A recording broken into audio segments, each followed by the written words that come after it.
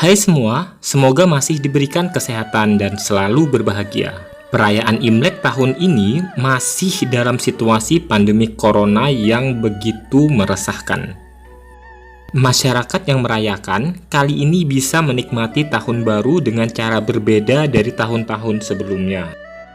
Cara-cara baru merayakan Imlek tanpa kehilangan makna, harapan, dan keberuntungan masih bisa tetap dilakukan dengan mempertahankan budaya Indonesia, namun tetap dilakukan dengan protokol kesehatan. Atau lebih baik lagi jika dirayakan di rumah saja bersama keluarga melalui cara kekinian yaitu secara virtual atau daring. Untuk tahun 2021 merupakan tahun Oksa atau lembu yang memiliki karakter aktif, tekun, bertekad kuat, dan sangat dihormati. Di tahun 2021 ini, menurut pandangan masyarakat Tionghoa, memiliki peruntungan yang baik dan rezeki melimpah. Berbicara mengenai peruntungan dan rezeki, masyarakat China sendiri punya catatan bagus dalam mengelola keuangan dan tabungannya. Di video ini akan dikupas 7 rahasia sukses keuangan anti-krisis ala China.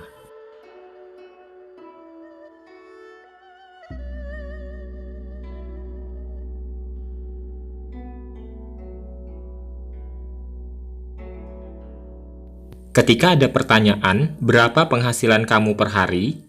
Nah, mungkin yang kita pikirkan saat ada yang tiba-tiba menanyakan penghasilan kita, apalagi kalau yang bertanya adalah orang yang baru aja kita kenal 5 menit yang lalu misalnya, ya mungkin saja sebagian besar di antara kita akan menjawab kaget dan bingung harus menjawab apa. Mungkin banyak orang Indonesia merasa tidak nyaman membicarakan keuangan pribadinya, tapi tidak demikian di China. Pembicaraan mengenai uang dan penghasilan adalah hal yang biasa aja. Mungkin bisa disamakan seperti ringannya obrolan kita tentang skandal selebrita tanah air. Budaya keuangan berbeda antara satu negara dengan negara lain.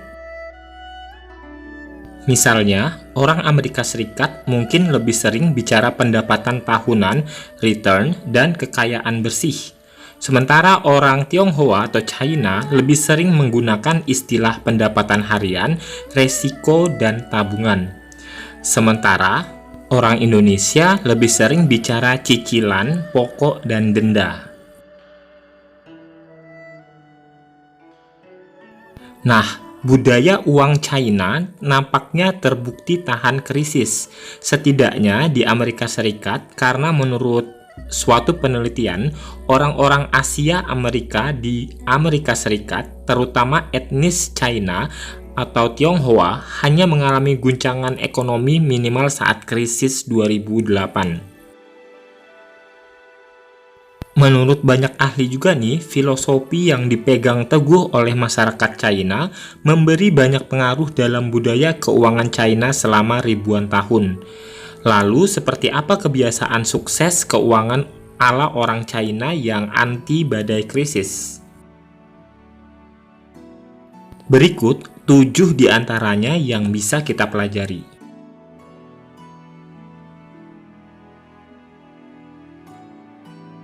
Pertama, pemasukan harus lebih besar dari pengeluaran. Walau sederhana, ini adalah prinsip utama dalam keuangan China.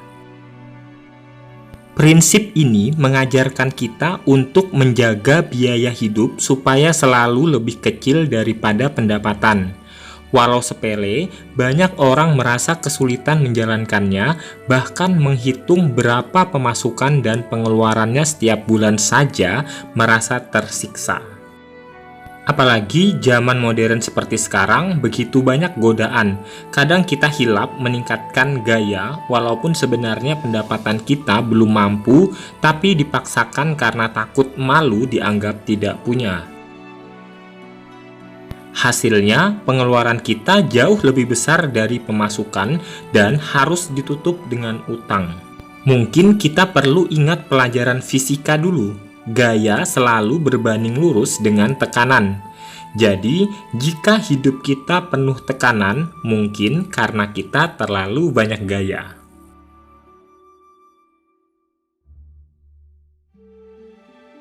Yang kedua, menabung sebanyak-banyaknya. Kita mungkin saat ini sudah berhasil menyisihkan pemasukan kita untuk tabungan dan investasi.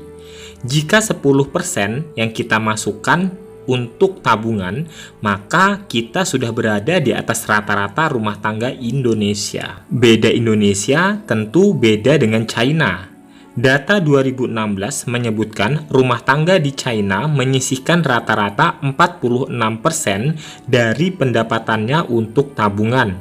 Bahkan untuk kasus yang ekstrim bisa 60% dari pendapatan.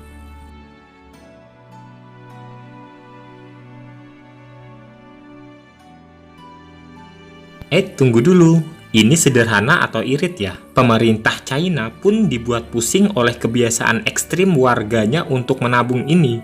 Kalau sampai mayoritas uang ditabung saja, tentu produksi dalam negeri jadi tidak laku. Apalagi saat ini ekspor China menurun karena drama perang dagang internasional.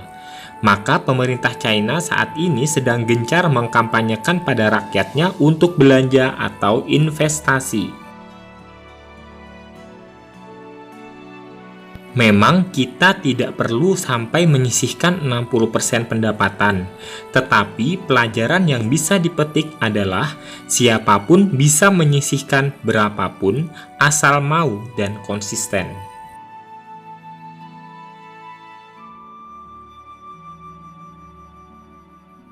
Ketiga, selalu menawar dan memburu diskon. Di China, tawar-menawar adalah jalan hidup dan berburu diskon adalah olahraga favorit. Menurut informasi dari teman asal China, kalau kita belanja di sana, setidaknya kita harus berani menawar 50-75%. Walau sekarang sudah banyak toko modern yang mulai memasang tanda dilarang menawar, tetapi orang tua di China masih merasa bangga menceritakan keberhasilannya mendapatkan harga lebih murah. Lagi deh kalau ngambil lebih. Yang ini saya nggak mau ya, saya nggak mau cacat ya. 9, 10. 10 mau nyong jangan jatuh mas. Ini 20 ya. Oke pas deh, bonus 1 kali mas. Tidak jarang, acara kumpul keluarga seperti Imlek menjadikan ajang menunjukkan prestasi tawar-menawar. Saat ini, anak muda di China, khususnya di kota besar, mulai banyak yang meninggalkan seni menawar ini. Apalagi karena mayoritas pembayaran retail sudah menggunakan pembayaran digital lewat ponsel pintar. Tetapi orang tua mereka tetap mengajarkan cara-cara negosiasi jalanan dan cara berhemat dengan kupon diskon. Yang keempat, aliran pendapatan dari banyak sumber. Menurut orang Tionghoa, mengandalkan hanya satu sumber pendapatan adalah tindakan berbahaya dan penuh resiko. Karena selalu akan ada resiko jika sumber aliran pendapatan itu jadi kering. Itulah mengapa orang China memastikan mereka selalu memiliki sumber aliran pendapatan lebih dari satu. Supaya tetap bisa hidup, andaikan salah satu sumber aliran mengering. Kita bisa mengambil prinsip ini dalam keuangan kita. Semakin bertambah sumber penghasilan, maka semakin kecil risiko yang mengancam. Kita selalu bisa memulai dari apa yang kita miliki dan kuasai. Kita juga harus menambah investasi yang harus dialokasikan pada jenis yang beragam. Yang kelima, berutang dengan cerdas. Utang yang cerdas adalah utang yang menguntungkan. Misalnya, untuk menambah modal usaha atau pembelian aset. Uang hasil usaha atau keuntungan aset digunakan untuk membayar cicilan utang dan melipat gandakan aset. Orang tua di China tidak menyukai utang untuk kemewahan seperti mobil pribadi dan jalan-jalan ke luar negeri. Mereka hanya utang untuk membeli properti atau mobil untuk disewakan. Maka tidak heran harga properti di kota besar China dan Hong Kong kini menjadi salah satu yang termahal di dunia. Ada istilah di sana, orang kaya baru atau orang desa yang mendadak kaya dan suka pamer di media sosial. Kemudian kaum bokeh akhir bulan atau mereka yang setiap bulan gajinya habis untuk hedon.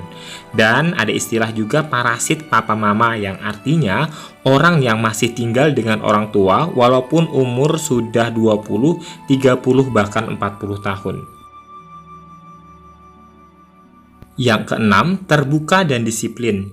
Jika kita di China dan bertanya pada orang China di sana berapa penghasilannya, besar kemungkinan orang itu akan mengatakannya dengan jujur.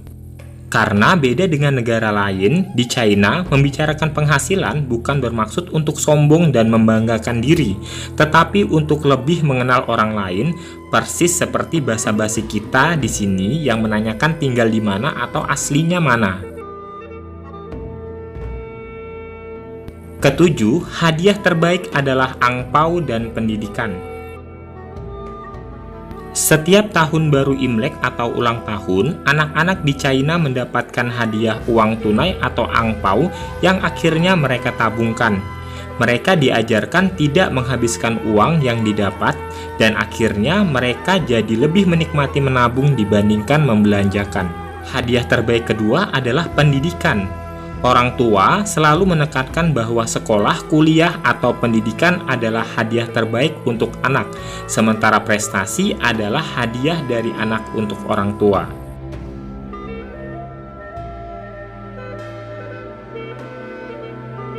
Jadi inilah 7 rahasia sukses keuangan ala China. Semoga hal yang baik dan cocok bisa kita ambil dan terapkan dalam kehidupan finansial kita. Selamat Tahun Baru Imlek 2021, kesedihan di tahun lalu semoga akan terbayar dengan kebahagiaan dan keberuntungan di tahun ini. Semoga bermanfaat. Thanks for watching, see you next video.